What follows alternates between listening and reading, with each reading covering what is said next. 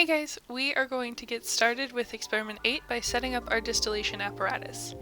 You will take both of your ring stands and attach your iron rings and clamps to the ring stand. You'll notice that the ring stand on the left is going to have both the iron ring and clamp a little bit higher up than the ring stand on the right. Next, we will assemble the distillation apparatus glassware on the lab bench before we put it on the clamps. So you need your head adapter on the left and your distillation receiver adapter on the right. You attach them to the condenser and secure with cat clips. We're then going to take the clear tubes and attach them to the condenser. That is where our water will be flowing through.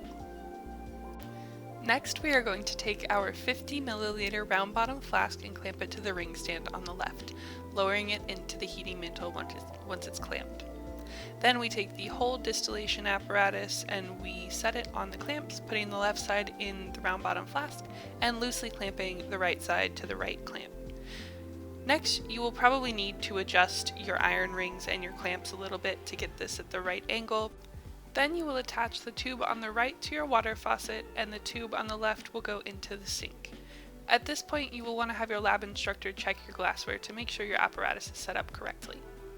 Alright, we are ready for the experiment to begin. So without disassembling your glassware, you are going to take 2 boiling chips and put them in the flask, and then measure out 25 milliliters of your unknown alkane mixture, put your long stem funnel in the top of the apparatus, and pour the unknown mixture into your round bottom flask.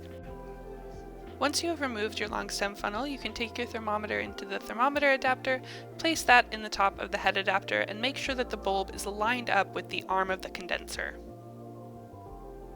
Your instructor will now come over and turn on the water flow to your condenser. Now that your water flow is on, you can plug in your voltage regulator and set the voltage regulator to about 45. Following that, you'll take about 5 milliliters of DI water and put it in a test tube. This test tube will be used to measure your other test tubes against, so you know how much you're collecting in your fractions.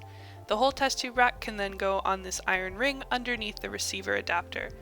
You'll want to line it up so that test tube 1 is sitting just underneath the receiver adapter so that when collection starts, it will drip into fraction 1. 20 minutes later. Our mixture has now started distilling. As you can see, it is boiling in the flask, evaporating, moving through the condenser, and then recollecting in our fraction.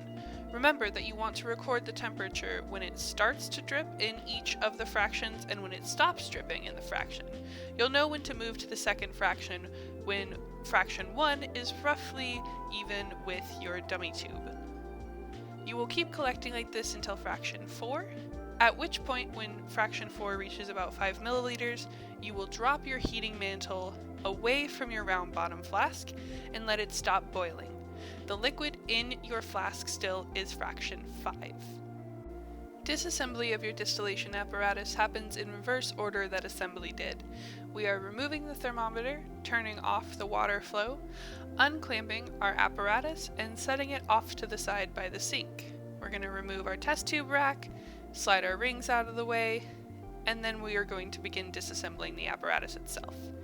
You'll remove the cat clips, it is a little bit difficult, and then remove each of the pieces of glassware from the sides. The last step is to drain the water and remove the tubes.